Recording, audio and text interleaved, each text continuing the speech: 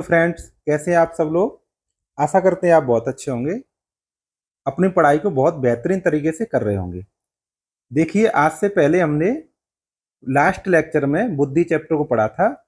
उससे रिलेटेड आज हम बहुत महत्वपूर्ण क्वेश्चन 20 इंपोर्टेंट क्वेश्चंस करेंगे। ठीक है, चलिए स्टार्ट कर लेते हैं।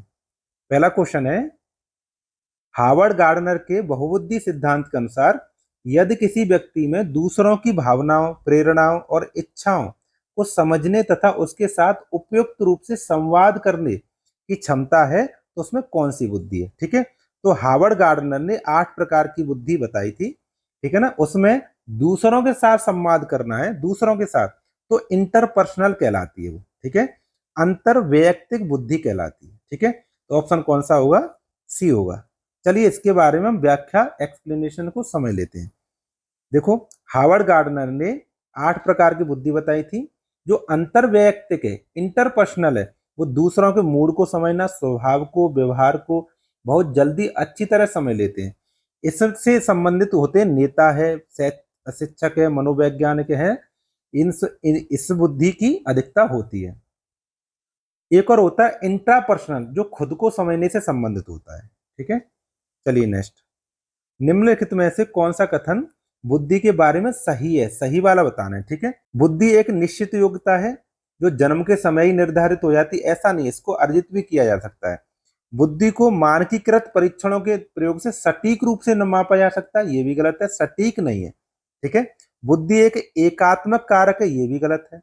बुद्धि बहुआयामी, ये बिल्कुल सही है। इसमें कई क्षमताएं शामिल होती हैं, ये भी बात सही है, जो पूरी तरह से बुद्धि परीक्षणों द्वारा नहीं मापी जा सकती, पूरी तरह से नहीं मापी जा सकती। ठीक है, समझ में आ गया? तो ऑप्शन नंबर कौन सा होगा? डी होगा। चलिए नेक्स्ट, अगला है, हार्वर्ड गार्डनर के बहुविधि सिद्धांत के अनुसार तार्किक गणितीय, देखो तार्किक और गणितीय बुद्धि वाले एक व्यक्ति की क्या विशेषताएं हो सकती हैं? तो देखो, वो पैटर्न को खोजने की तर्क कर सकता है, लंबी श्रृंखला को हल करने की क्षमता होती है उसमें, और संवेदनशीलता होती है। ठीक है ना, इस बुद्धि की अधिकता होती है। वो लोग या तो गणितज्ञ होते हैं या फिर वैज्ञानिक होते हैं। ठीक है, देखो देखते हैं इसकी व्याख्या। तार्किक गणितीय बुद्धि का सीधा संबंध वैज्ञानिक चिंतन, समस्याओं के समाधान, गणितीय गणनाओं, तार्किक पैटर्न को पहचानने से होता है। इसमें वैज्ञानिक, गणितज्ञ और जासूसों की बुद्धि अधिक होती है। ठीक है, चलिए नेक्स्ट। बुद्धि की स्पीयरमैन परिभाषा में जी कारक क्या है? तो इन्होंने 2 कारक बताए थे, एक तो जी फैक्टर, एक एस फैक्टर। जी का मतलब इसमें जनरल था, यानी सामान्य बुद्धि था। ठीक है, इसमें ऑप्शन नंबर बी हो जाएगा। ठीक है, चलिए नेक्स्ट। देखो इसमें बताया गया है, चार्ल्स स्पीयरमैन ने बुद्धि के 2 सिद्धांत, 2 कारक बताए। उसमें एक है पहला जी फैक्टर, यह जन्मजात होता है और हर किसी व्यक्ति में होता है, सभी की मानसिक कार्यों में काम करता है। एक एक्स फैक्टर होता है, एस फैक्टर यानी स्पेसिफिक इंटेलिजेंस होती है, यह अर्जित की जाती है और किसी खास क्षेत्र में, जैसे संगीत है, खेल है, शिक्षण है, उससे जुड़ी होती है। ठीक है, चलिए नेक्स्ट। बुद्धि पर्यावरण में अनुकूल करने और उसे बदलने की क्षमता है। बुद्धि के संदर्भ में यह दृष्टिकोण मुख्य रूप से किस मनोवैज्ञानिक विचारों से मेल खाता है? तो ये परिभाषा है जीन पियाजे जी की। ठीक है, जीन पियाजे ने परिभाषा बताई थी इसके बारे में, इंटेलिजेंस के बारे में, तो वही परिभाषा लिखी है ये। ठीक है, चलिए नेक्स्ट। बुद्धि लब्धि जो आईक्यू है का आधार विभिन्न समूहों में विद्यार्थियों का वर्गीकरण उनके स्व प्रत्यय मतलब आत्मसम्मान को क्या करेगा? देखो, आईक्यू के आधार पर बच्चों का समूह बनाएंगे तो कम आईक्यू वाले बच्चे हैं, वो अपनी नजरों में आत्मसम्मान उनका घट जाएगा, मतलब घटता है, और उन शैक्षणिक निष्पादन में कोई प्रभाव नहीं डालता, यानी ऑप्शन नंबर कौन सा हो जाएगा? सी हो जाएगा। ठीक है, चलिए नेक्स्ट। रेवेन का प्रोग्रेसिव मैट्रिसेस परीक्षण किस प्रकार के बुद्धि परीक्षण का उदाहरण है? शाब्दिक? नहीं। संस्कृति मुक्त अशाब्दिक बुद्धि परीक्षण, हाँ, ऑप्शन यही हो जाएगा। ठीक है, इनका जो रेमन का प्रोग्रेसिव मैट्रिसेस है वो संस्कृति मुक्त अशाब्दिक बुद्धि परीक्षण से संबंधित है। ठीक है, चलिए नेक्स्ट। संवेगात्मक बुद्धि के अंतर्गत निम्नलिखित में से कौन सी क्षमता शामिल नहीं है? संवेगों की पहचान करना, हाँ ये तो होती है। संवेगों को समझना, ये भी होता है। संवेगों का विनिमय करना, रेगुलेट करना, ये भी सही है। संवेगों की नकल करना, कॉपी करना, बस एक संवेगों की नकल करना नहीं होता है, ठीक है। चलिए इसकी हम व्याख्या देख लेते हैं। डैनियल गोलमेल के अनुसार संवेगात्मक बुद्धि का अर्थ है अपने और दूसरों के संवेगों को पहचानना, उन्हें सही दिशा देना, कंट्रोल करना। दूसरों के संवेगों को हूबहू नकल करना सम्मिलित नहीं है, ठीक है, इसके अंतर्गत नहीं आता है। तो यही ऑप्शन पूछा था उसने, ठीक है। चलिए नेक्स्ट।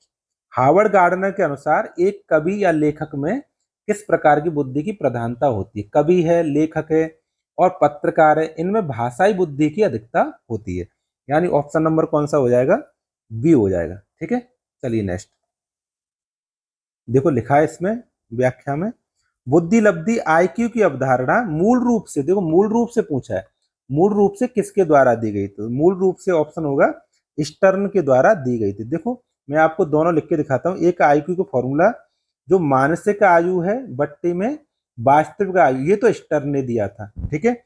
और इसमें जो आईक्यू का फॉर्मूला मानसिक आयु बटे क्रोनोलॉजिकल आयु में 100 से मल्टीप्लाई किया था, ये अपना टर्मन ने दिया था, ठीक है। समझ में आ रहा है कि नहीं आ रहा है? तो इस तरह से दोनों क्वेश्चन है, आपको दोनों ही याद रखनी है, ठीक है। चलिए यही जो बात थी जो मैंने आपको बता दी।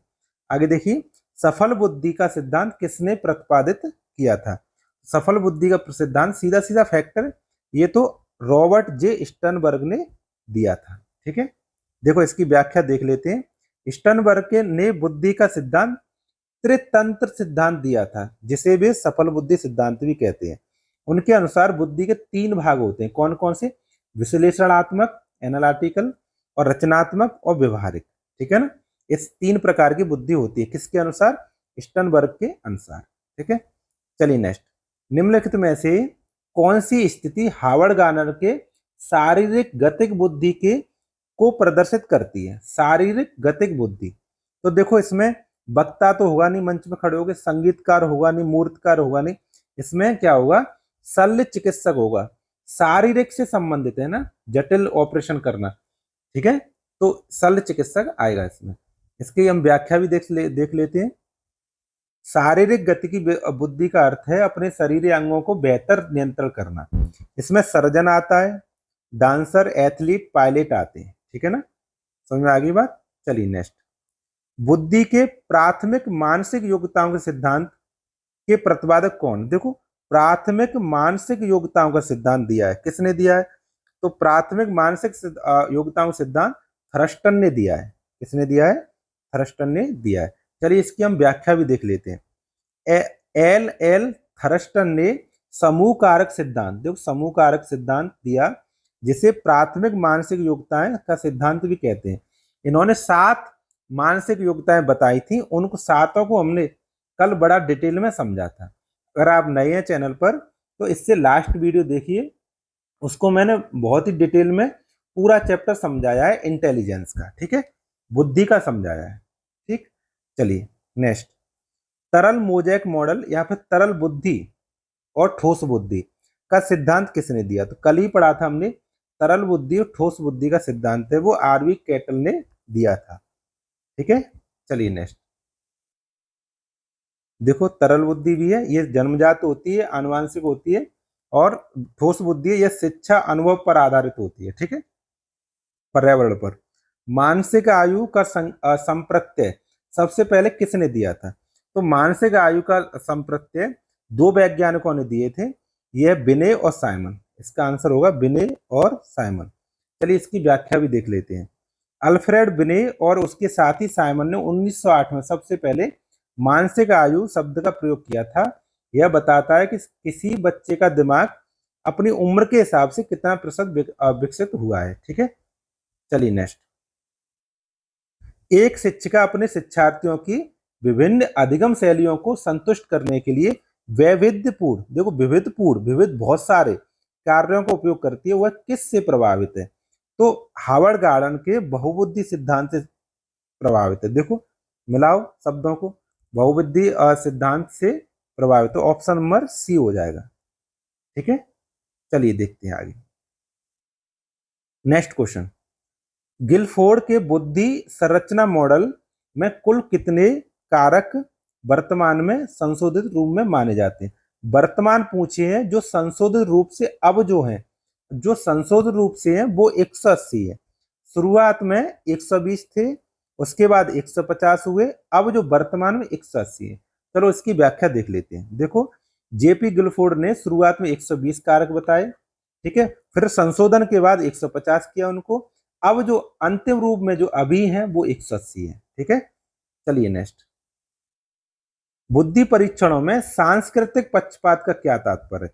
देखो, सांस्कृतिक पक्षपात, परीक्षण सभी संस्कृतियों व बच्चों के लिए समान रूप से कठिन होते हैं। परीक्षण अक्सर बहुसंख्यक या शहरी संस्कृति, देखो जितने परीक्षण है वो शहरी संस्कृति के अनुभवों पर आधारित है, इसमें जो ग्रामीण बच्चा है वो पिछड़ जाता है, तो यही पक्षपात है। पक्षपात ही तो पूछा है, तो यही पक्षपात हो जाएगा, यानी ऑप्शन नंबर बी हो जाएगा इसमें, ठीक है। चलिए नेक्स्ट, यदि किसी बच्चे की मानसिक आयु 10 वर्ष है और नहीं, वास्तविक आयु 10 वर्ष है, मानसिक आयु 12 वर्ष है, तो आईक्यू क्या होगा? मानसिक आयु बट्टे क्रोनोलॉजिकल आयु गुणा 100, ठीक है। यानी मानसिक आयु कितनी है इसकी? 12 वर्ष, और वास्तविक आयु कितनी है? 10 वर्ष, गुणा 100 करो, ठीक है। तो 0 0 कट जाएगा, 12 धाम 120, तो 120 आंसर आएगा इसका, ठीक है। तो ऑप्शन नंबर कौन सा हो जाएगा? बी हो जाएगा, ठीक। चलिए नेक्स्ट, निम्नलिखित में से कौन सा बुद्धि का सिद्धांत अधिगमकर्ता को अपनी अनूठी क्षमताओं को विकसित करने का अवसर देने की वकालत करता है? तो इसका कौन सा होगा? गार्डनर का बहुबुद्धि सिद्धांत होगा, ठीक है ना। इसकी व्याख्या भी है, व्याख्या भी हम समझ लेते हैं। हार्वर्ड गार्डनर का सिद्धांत स्पष्ट रूप से कहता है कि हर बच्चे के अंदर कोई ना कोई अनूठी क्षमता, जैसे खेल है, कला है, संगीत, गणित है, छिपी होती है। स्कूल और शिक्षकों को उसे पहचान कर विकसित करने में पूरा मौका देना चाहिए, ठीक है। चलिए 20 क्वेश्चन कर लिए हमने, बहुत इंपोर्टेंट क्वेश्चन थे, सभी प्रीवियस ईयर क्वेश्चन थे, ठीक है।